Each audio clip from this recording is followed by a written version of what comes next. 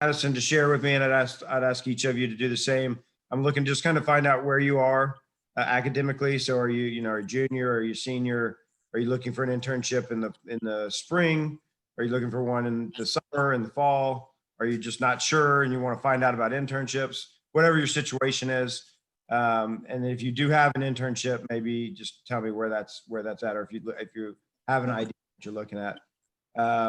Who wants to go next? Haley, you up? You feel like going next? Yeah, I'll go. I am a senior, so I have to do the 444 internship to graduate. And I guess I just kind of was looking at stuff and felt like overwhelmed a little bit because this is my last semester, so I have to get this done.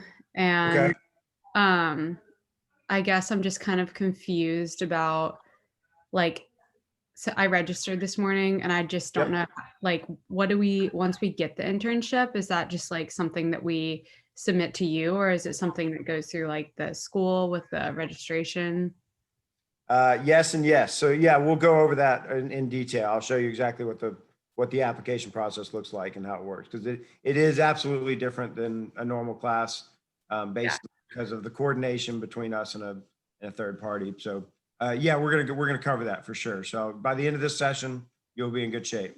Thank you, Haley. Sounds good. Thanks. And you said you're graduating in May, so you really wanted to get it done in spring. You're looking for now. Yes, for now. Okay, good. Good to know. Eli, what about you guys? I'm a sophomore. I'm an international business major with a minor in international studies, but I might change that to supply chain management and maybe a minor of like something like environmental. But I was looking for an internship maybe this summer. Okay. So I'll preface just so you don't feel like you spend a lot of time hearing my process. I work a little bit differently than say an international business internship. I manage the hospitality internships. So if you're looking for one that's going to apply to marketing or management or international business, you're going to work through their department. And I'm trying to remember, I think Alexis Carico is maybe the internship coordinator. And Amy Solomon in the Student Success Center is kind of the administrator of the programs for them. So what I'm going to show this crew today is all going to be based in the hospitality list, or the hospitality listserv, and the hospitality application portal. The School of Business, the rest of the School of Business uses the same portal, but it's a slightly different process. So I don't know if it would be beneficial for you to hang on, because I might confuse you and tell you something about my process that's different than theirs. Okay. Unless you're looking at hospitality. I didn't hear that though. I heard international business and maybe supply chain. So they have some good internships, but they run them just the way they pair you up and the way they manage the internship looks different than the way we do it. Okay. All right. So you think I should get out of here? You don't think it'll be helpful to me today? No, yeah, I think I'll probably, if I try to start, unless you want me to bring you over to the dark side and turn your hospitality. No. All right. Because everything we talk about is going to be really focused on kind of our industry and stuff. And like I said, there is some variation in the process. I don't want to confuse your understanding. So I'd say reach out to Amy or Alexis instead. Okay. Alexis Carico and Amy Stallman. Yep. Yeah. And if you tell Alexis you're doing, if you want to do an international business internship, they might have yet a different person because they're such a big department, and management marketing is such a big department, and international businesses in there. So I would start with one of those two. Yeah. And they'll definitely know which way to point you if they can't help you themselves. Okay. All right. Thank you. You got it. Thanks, Eli. Bye. All right. Nicole, can you go next? Yes. Hi. So I am also a senior graduating in May. So I'd be looking, I was supposed to actually have my internship for the qualification this past summer in New York City, but because of COVID, it was canceled. So I'm also looking for one for this spring. Okay. And I'm also just kind of confused, I've gone through, I printed out the checklist and stuff. and like kind of been like just going through the whole hospitality and tourism management internship, like all the tabs. But I don't know, just yeah, like I just probably like could be a little more familiar on like the whole process and everything. Yep, that's what we're gonna do. We're gonna go through all that, and I'm gonna show you kind of how to navigate. Good. Lauren, what about yourself? I'm also a senior graduating in May and needing a spring internship. And I was going through I registered for classes today, but when I looked for the HTM 444, it just Yeah. only popped up summer stuff. And so I kind of got a little confused. And then I went to the CFC fluid review and like typed in or like went to the hospitality course or whatever, and it said I'm not eligible. Well, I don't. How did you get to fluid review? I wonder. I just typed in CFC fluid review. I'm sorry. And I followed your steps on the voice thread, but whenever I went, I'm sorry. Okay, so Whenever I followed your voice thread. Okay. I guess I didn't realize that voice thread's that out of date. So we're using the fluid review has an updated system. It's called Apply. So we're not that other system. Okay. I'll have to go back and fix that. All right, so let's simplify things so that everybody kind of feels like they know what they're doing, and then you can ask questions at the end. Of course, we'll be happy to answer any questions you might have. So yes, the internship enrollment process is different than other classes because it's an individual enrollment, and because we're partnering with a third party. It's managed through an application portal, and that's Lauren. You mentioned Fluid Review, which is the now out of date version of that. It's now a system called Apply, which is linked through our web page. And I'm terribly sorry that you got misdirected. So let me kind of get started from the front. So if you were to go find our internship web pages, and that's really where you want to be for this whole process. I'm going to dig through the listserv, but if you get any email from me, there's a link at the bottom of my signature. It goes basically straight to these pages. So here under internships, and let's see, Lauren, you said it's one of these that you watched, or you watched the voice thread? Sorry, I watched the voice thread. Okay, all right. And where did you tell me where you found that. I gotta find out. Yes. Shoot, hold on. Let me try to go to the website and see if I can find it. Okay. All right. So anyway, this is kind of the repository for all things internship. So the process is first you got to find the internship, then you can get enrolled in the class. There's never a cap on enrollment. It's not like other classes where it shows up on the schedule until somebody enrolls for spring 444. You won't see it on the spring schedule. That's why. So, and then it'll always be capped at the number of people that are in it. So, but that's positive for you guys. No, you don't have to worry about me filling the class and saying I can't help you. The class is always available. I'll accommodate you no matter what, as long as we're in the time guidelines. The other benefit of it being an individual enrollment is we're on a different timeline than drop add. So technically, I checked this morning, looking at the spring calendar, and I think it's January 29th. Yep. So this is the last day to submit individual enrollment. Is this Friday, January? You have the whole month of January as well as November and December, and I just yesterday sent out an email to our internship partners and asked them to start posting things. So most of the internships that we have that are going to come available are just going to start coming available. If they haven't in the last week or two, are going to be starting to come popping up in the next month or two. And you'll have up until late, end of January and even a little bit past that to get enrolled. So your timeline is set, typically you're kind of in a press at the beginning of the spring semester because a lot of our partners in hospitality, especially in events, the season doesn't really kick up until February-ish, like kind of more March, because we're pushed back now with the start date and everything, and this enrollment date's pushed back. It's closer to actually when you would be starting the actual work of the internship. So there's a lot of time. Just want to kind of encourage you that. But anyway, going back to our web pages, if you forget any of this information, and it sounds like most of you guys are going to be doing the internship soon, this is the recording that I would point you at. Lauren, at some point, I got to figure out where you found the voice thread. The voice thread's old. So I went to the internship checklist, and if you click the link to the 444 internship information, That's where it kind of came up. This one right here. Yeah. Okay. All right. So that's good. Good to know. That's where we sometimes don't update these links. So that's my fault. Thank you. Appreciate that. That's exactly what I need to know. All right. So I appreciate that you got that deep on all this stuff. It's important. So you can certainly resource yourself in a lot of ways. The first thing that I would tell all of you guys that are still looking, it sounds like I didn't hear anybody say that they had already found anything.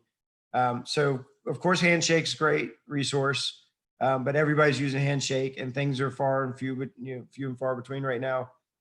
So I always say, look for our listserv as a primary resource. Is everybody here? I assume everybody who's on the listserv since you're at this session.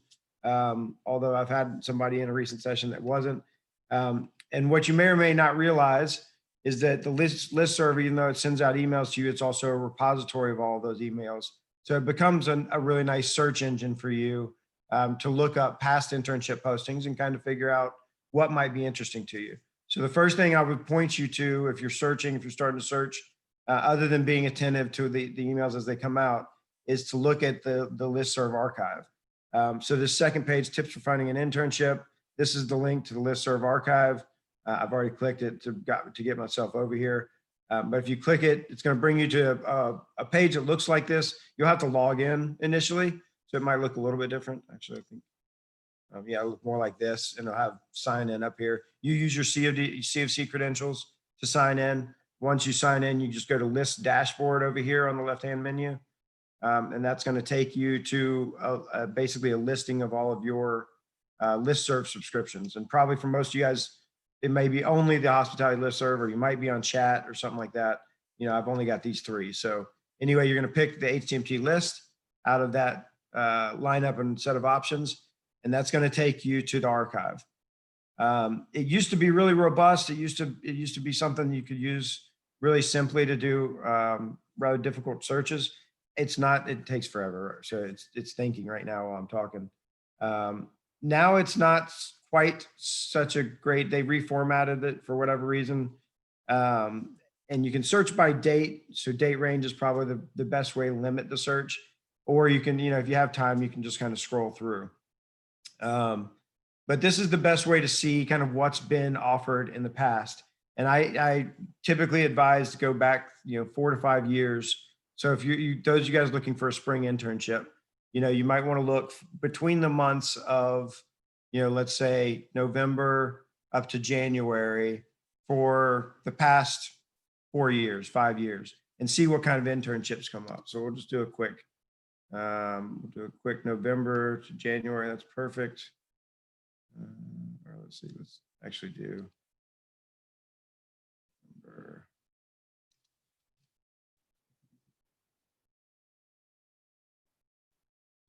So it's just a good way to, a simple way to limit the search and maybe get a little bit more specific information. But if you don't find what you're looking here, I'd take it to the next level and look at all internships. It's not that a lot of our fall internships are available in the spring. They may or may not post it year over year. And that's also why I say look back a few years. A lot of the really good internships get passed along between friends, and you don't see it again year over year. So let's see a couple here. This opportunity with Le Creuset, I just reached out to them. I know that we just posted a job opportunity, so that might be a real internship that's available.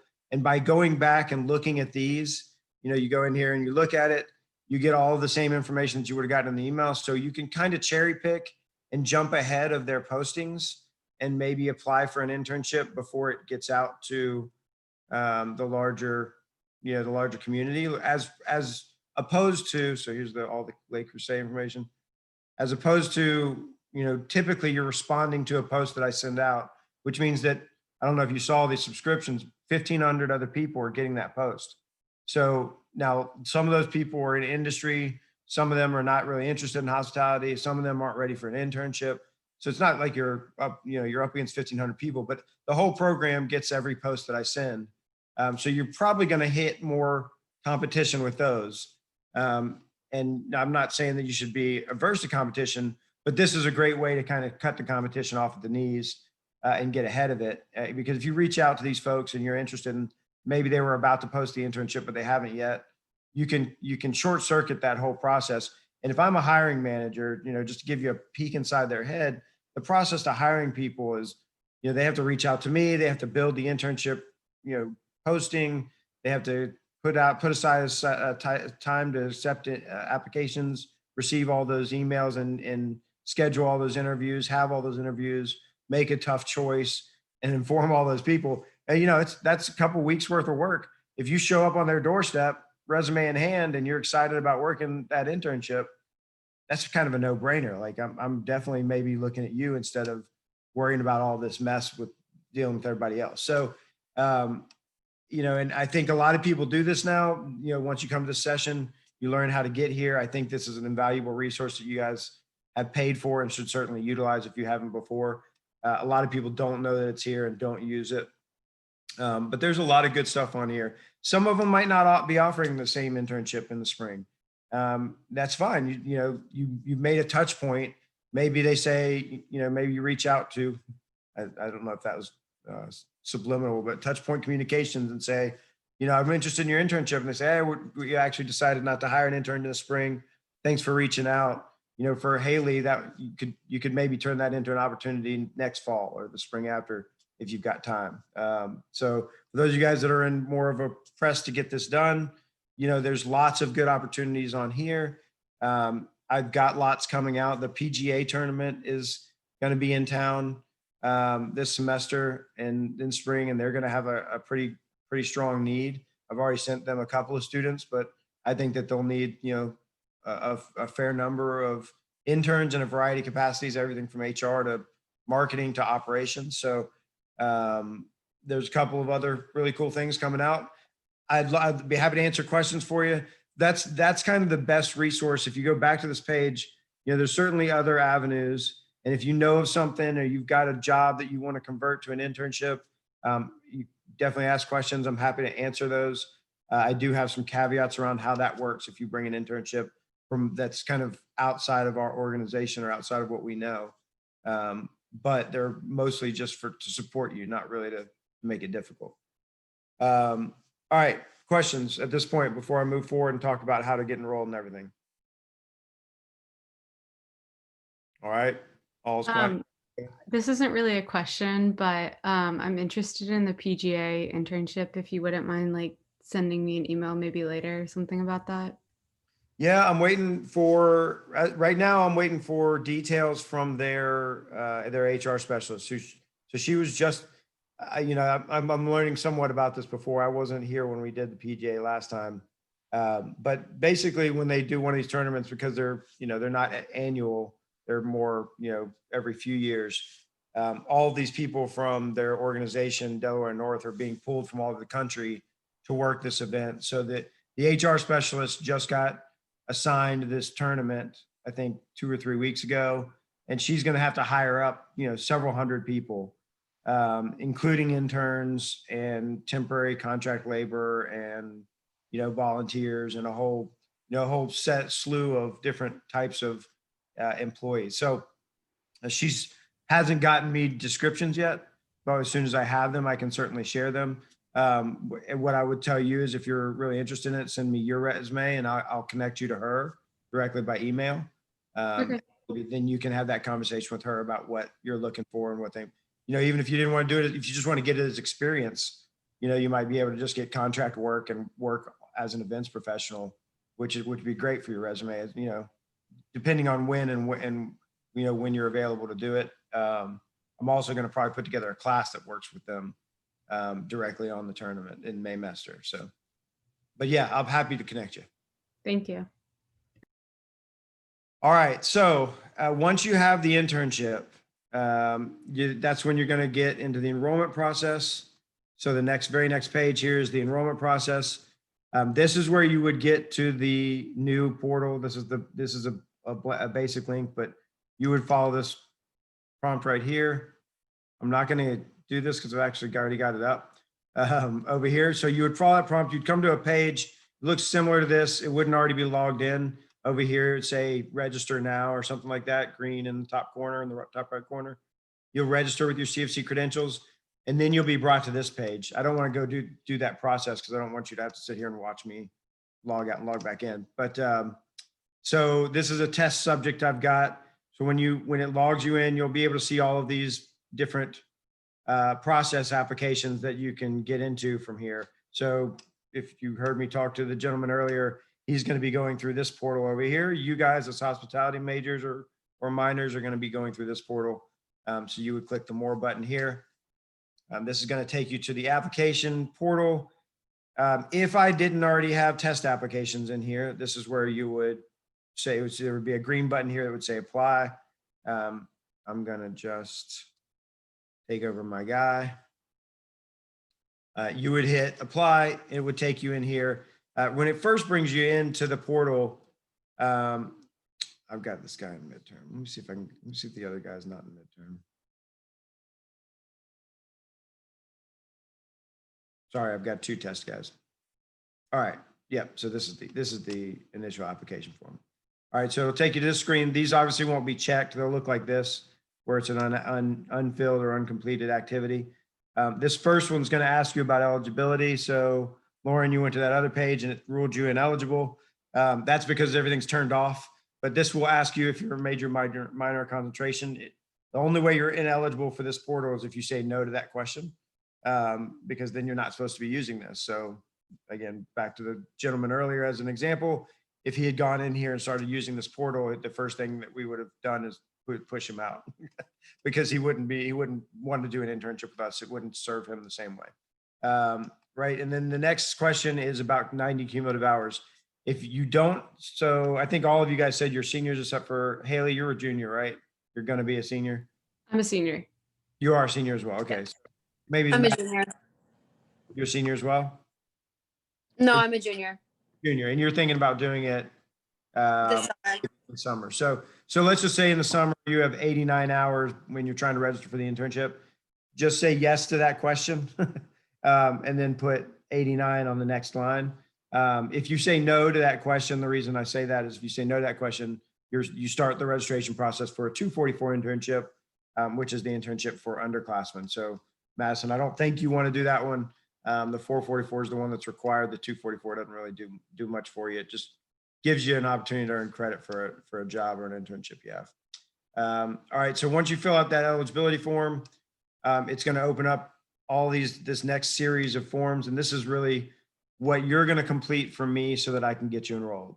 So somebody's question was, how does this process work? Is it you or is it the school? Or basically you provide me with a variety of documents. The main thing is the learning contract we're going to talk about.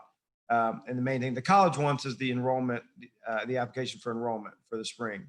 So you fill that out as a part of this task process. You give it to me. I'm the next signature on the line next below yours. So I get it, my signature on it. I get the chair signature and get it processed for you. So that's part of where we used to have a lot of confusion about all the different things that you needed to do to get into an internship. We use this system to kind of centralize it. So once you fill out the eligibility form, you're going to fill out student details. It's just what it sounds like. What's your CWID, what program you're in. We're going to look at the learning contract in detail in just a second. Upload a current resume. That's just for me to kind of get an idea of where you're coming from and what experience you have. We won't go through and read the internship acknowledgement. This actually existed pre-COVID. Right now, there's also a secondary COVID experiential education acknowledgement and liability waiver you have to sign.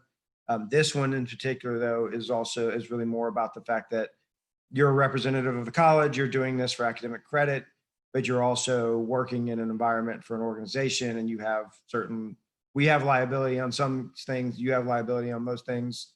They have some liability, that kind of thing. So you need to read through those forms. We won't go through all that right now. The upload enrollment form actually won't show up right away until you fill out the learning contract. You have to indicate whether you're doing spring, fall, or summer, because those are different applications for enrollment. So in this example, we're doing spring, so we'll leave that there. We'll come back to that in a minute. The learning contract is what's most important, and this is why everything else, all the other pieces, you could go in there and do that right now without an internship. If you wanted to just feel ahead of the game, you could do everything except for the learning contract, really. But I can't do anything without the learning contract because that's where you tell me about the internship provider. So you got to spell out for me who's the provider, and please ignore all my, filled in the blanks. I just was running through this to do it as an example. So you're gonna tell me about the internship provider. Where are they? Who's your supervisor? What's their email? What's the name of the internship? This is where you indicate your semester, right? So that's gonna affiliate that application for enrollment form. So you want to make sure if it's spring, you're putting spring. Madison, it doesn't, maybe summer, you're gonna be putting summer. It's gonna look different. And then you're gonna put a start and end date. Make sure that registers you properly. Sometimes I've seen people have trouble, like they didn't record it, or they didn't save it when they put it in there, and it gave them the same start and end date. These are parameters of the internship. The reason all this stuff is important is because if anything starts changing during the course of the internship, this has definitely happened, especially in spring semesters, where you're doing a great job. They really want you to work there. Your hours start creeping up. They're pushing you more and more towards full time. And on this contract, you put 20 hours. You can use that as leverage to have that conversation instead of feeling, kind of feeling like putting yourself in a bad situation when you're asking your boss to take you off the schedule. You can actually go back to this contract and be like, hey, we agreed to 20 hours a week, and I'm trying to finish up my studies. I have some other obligations. I really can't do more. This is what you agreed to as well when I took this internship. So you're giving me those parameters. Some of that's for us to kind of track what happens with internships, and some of that's for you for protectionism, right? So those are the parameters. And then the second page of the learning contract is really about the learning of the internship. So this is where you start connecting the work experience and the academic experience. So you're carving out some learning goals, 3 goals, and then a set of activities for each goal. And we'll kind of go through those real quick, just so you know what we're looking for. The first one, as you can see, is based on the School of Business learning goals, learning objectives. So you pick one of these and decide which one is most appropriate for what you're going to be doing. I've seen I think I've seen every single one of these used. It totally depends on the internship and what the work is. Most hospitality internships, you can find something in communication skills. That's probably the most commonly used one is communication skills.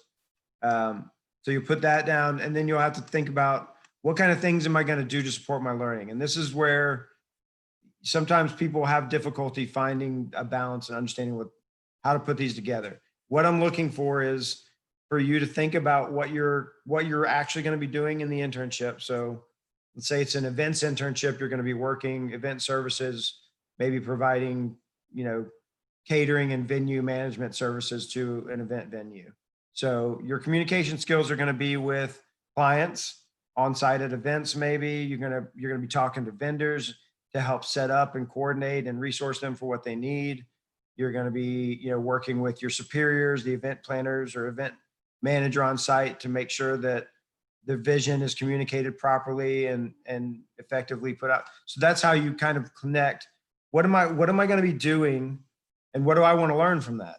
So I want to learn, the process of managing vendors in an event setup. I want to understand, how the designer's plans integrate with the operational needs of the organization.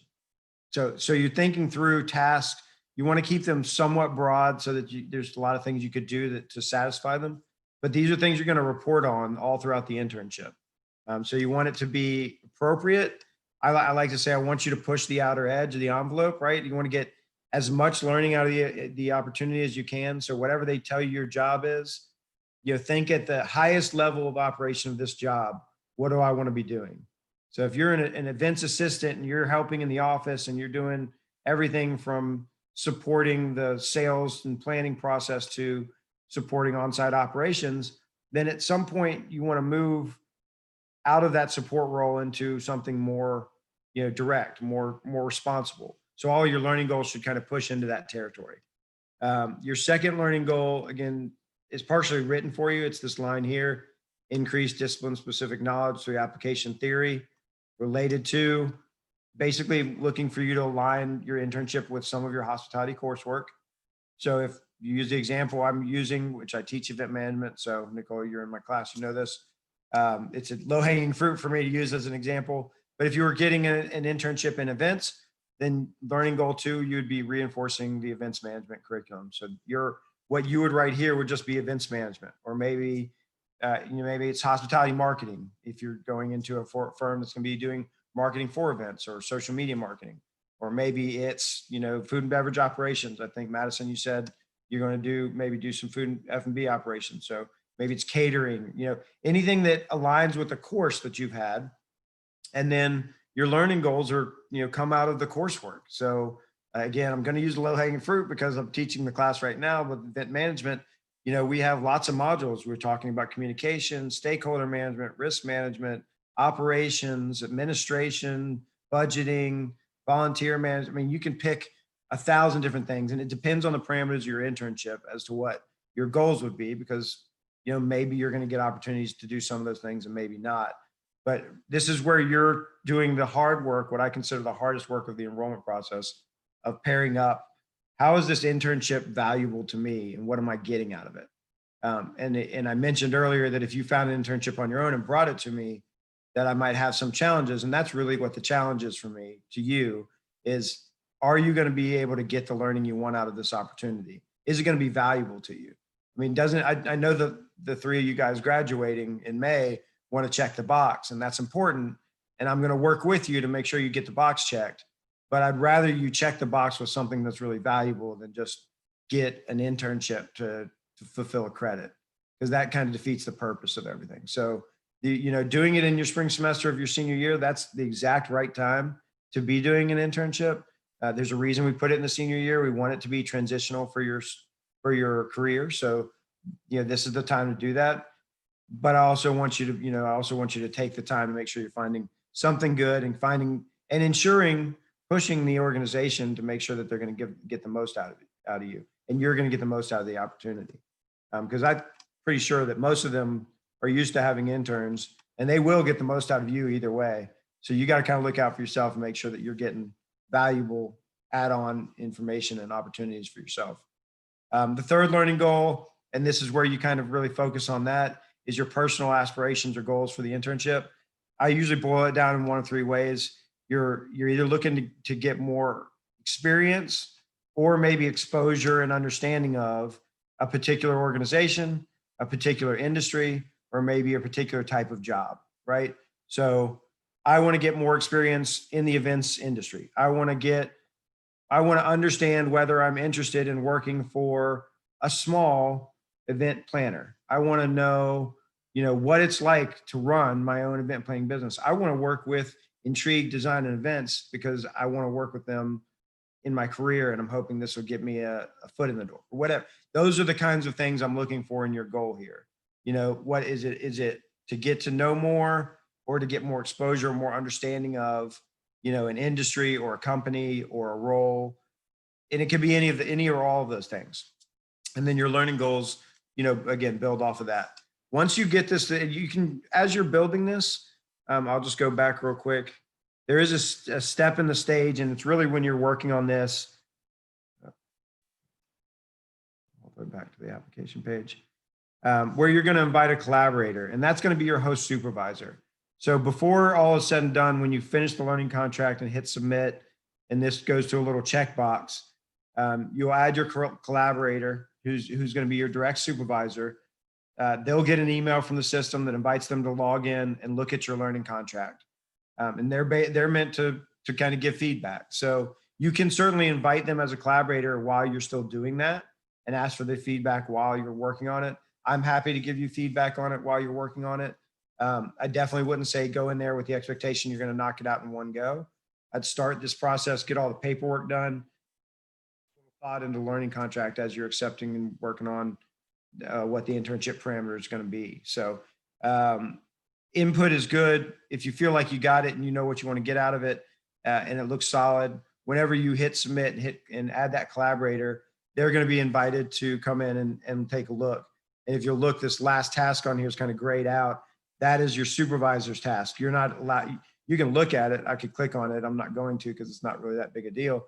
But that's what they have to come in and do. And that's what's required before I can get you enrolled. So another reason why we use this portal system is you're giving us input. Your boss is going to give us input, and I've also got to put input into it. So this kind of brings it all together so we can see everything in one place. once you complete that learning contract as well, this form's going to pop up. Again, Madison, maybe it would be summer for you depending on the circumstances, but that's not too important. What's more important is that you understand how this works. This is going to take you into the task, explain the task. Here's the form. This is one thing we just kind of have to deal with the college, is these registration forms are what the registrar wants for individual enrollment.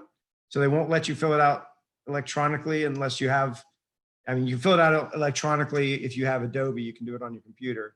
If you don't, you've got to print this form out, fill it out, and get it back to me. And when I say fill it out, I'm really only talking about this top box. So I mentioned earlier, I'm this next box. That's why you're completing the top box and getting this to me. This, along with your learning contract, is basically what allows me to enroll you in the class. So your approved learning contract. So you're going to fill this out. I'm going to be your faculty supervisor. The project title is going to be, you know, whatever, event assistant internship or hotel operations internship or catering management internship, whatever it is related to in the word internship.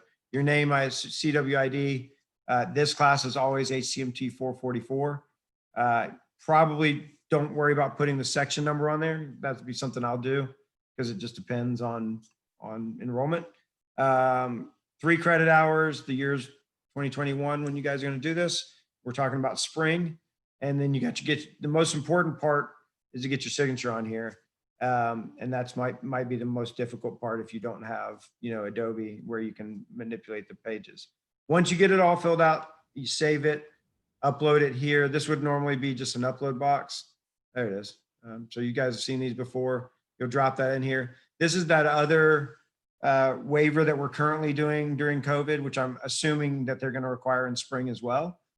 So you'll probably see a spring 2020 internship waiver and release, and you'll see that this is set to accept 2 documents as attachments. So one of them should be your application for enrollment, and the other one should be this completed waiver, which, yes, is in addition to the other waiver that you're filling out as a part of this system.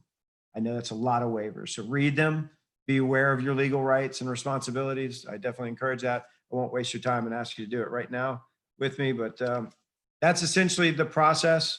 You're filling out all these things, so you'll get all these check marks down to here. You'll invite a collaborator. They'll do the last thing for me. All during the process, whenever you get to a submission point, this little button up here will go, this little submit button will go green once all these are completed. And you can submit it, and it'll submit and hold for your supervisor if they haven't done their part. And then when they submit, it goes into another status. You get checkup emails all the way along the way. So once you start this process, it kind of manages you through the application process. I also manage the internship partially through this system. So your major assignments are submitted here at midterm, and you do all your evaluations on the system as well. All right, that's a lot of information. Any questions? I have 2 questions. Okay. The first being with the whole waivers thing. So I know you said you have to print them out. So could you print them out, sign it, and then re-upload it as like a scan, like take it, you know, like the Adobe PDF app? Yeah, actually, so the tool that I like, sorry, Nicole, I didn't mean to step on you. That's okay. It's just like, I don't know, because I like use it for whenever I need to upload files. It's like Adobe Scan, and it like uploads it as a PDF. Yep, if you got something, then that works. If you see here in these instructions, I mentioned Cam Scanner. That's a free app that takes pictures. So it takes a picture and turns it into a PDF. So I've used that a lot to scan things. Whatever you can, I mean, whatever you use, you got to get it into here as a PDF. It'll accept it as a PDF, but as long as your signature's on it and it's legible. I've had people send me like JPEGs of their form, and that doesn't, you know, some things don't work. Because if I can't send it to if I can't sign it and then send it to the registrar, it doesn't work. And I have to do that electronically right now, just like you do. So I need something I can put into PDF format that's going to be the right size, and that I can put my digital signature on, and then I can save and send on. So however you got to do that, the Cam Scanner thing's free. If you have a home scanner, or if you have an app like Adobe Scan and that's working, then do that. Okay, cool. Thank you. And then my second question, I don't know if I just like was on the, I don't know if I wasn't paying attention. So with regard to the collaborators, who exactly is going to be like your collaborators? Good question. It's good. So it's going to be your host supervisor, and ultimately it needs to be the person who's actually managing you in the role. But what I find a lot of times is as you're getting the internship, you might be dealing like if it's a hotel or a big company, you might be dealing with HR. So you might only have the HR person's name. Okay, so it's not going to be like someone from the College of Charleston. No. I'm your College of Charleston collaborator, and I have access to all this, so you don't have to ask me anywhere. Okay. So when you go in here and hit add collaborator, it's going to say add your internship host supervisor. You're going to enter their email address.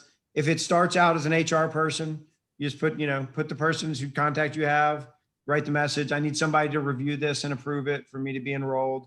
Send an invite. They'll get that message from you, and then a list of instructions from me on what they need to do. Most of the internship providers we work with have already done this countless times, so they know what they're getting and they know what they're supposed to do. But say it's that HR person at first, and then 2 weeks later you get introduced to your actual supervisor, and that's the person that you want to be evaluating your work at the end. You can change the collaborator. So I could remove my collaborator. I can add a second collaborator. I can resend my invitation to my collaborator. So I can remove their access, all that kind of good stuff. So you have ultimate authority there. You can have 12 collaborators if you really want to. You probably don't though, because that's going to send every one of those 12 people an email when you hit milestones. So, but it's very common to have two. They need to know that that they're both on there, because when they're asked to do a task, if they try to log in and the other person's done the task, all they'll see is that they have nothing to do, and they'll get real confused. That's definitely happened before. Awesome. Thank you for clarifying. You got it. Any other questions? No. So I sent out a couple internships this morning. Like I said, I usually send out like a notice to our internship providers and just offer to send stuff out for them. I just did that yesterday. So I would expect to see a lot of good opportunities, especially including that PGA opportunity, pop up on the listserv over the next, 3 to 4 weeks, even the next couple of months. And then there'll be a whole different crop of opportunities that'll come up in January. So again, we have kind of a benefit because our semester's starting so late with the loss of spring break, which sucks, but we'll take the benefits where we can. Because of the way the semester started, you guys have more time than you would normally have in January to find something. So if you don't see the right thing, or if you don't get the research done and you don't find what you're looking for in research, I'm also still available as well. So there are some things that don't come about, or I don't post out on wide web via the listserv, because I'm asked to keep it closer to the vest. So if there's something specific you're looking for, or if you're just not finding anything, or if there's a niche that you think you really want to get at, but you don't know how, I am a resource to you guys. I'm always available in this process, both searching for the internship and then once you get it and as you manage it. So while you might have other faculty advisors, I'm absolutely your resource and dedicated resource for anything internship related. So for our schedule, it's just gonna have the classes we registered for today or tomorrow, and then the internship won't pop up until we get it, correct? That is correct. Okay. So couple of ways to manage that. I mean, sometimes that's a financial aid concern because you don't know when you're going to get it, but you have to have your classes in order to declare full time or whatever.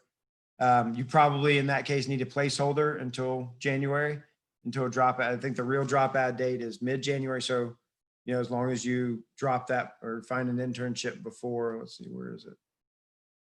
I'm not seeing the drop. There it is. January 13th.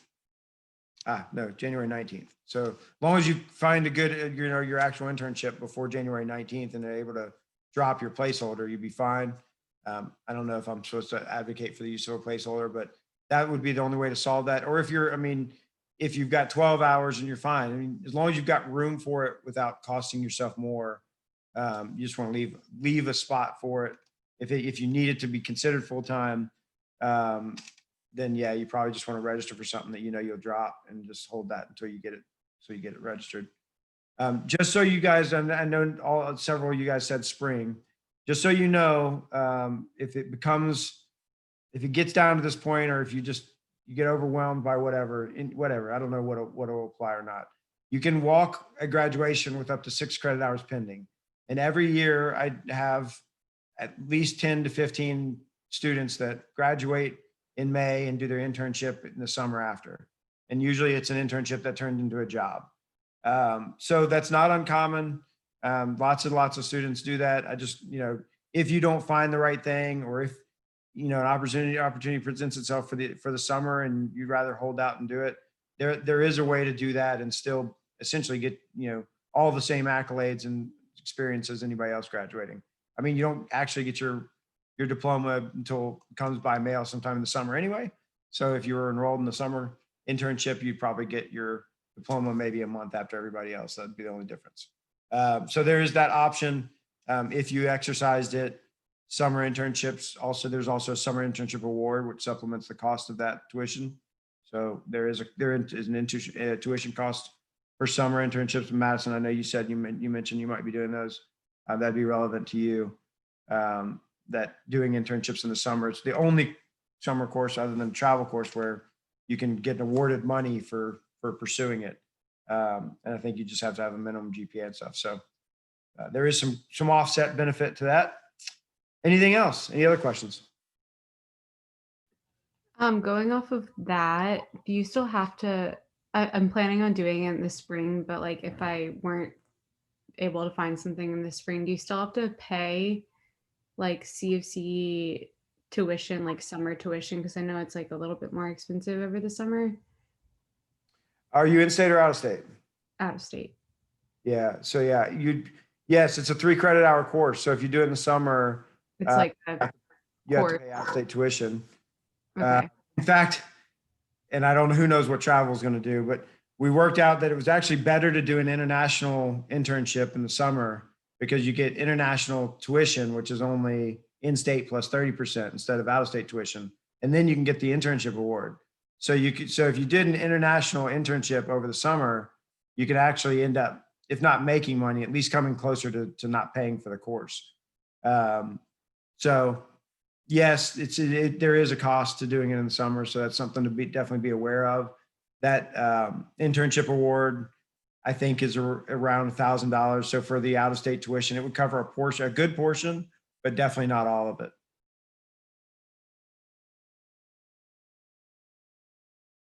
Good. Any other questions?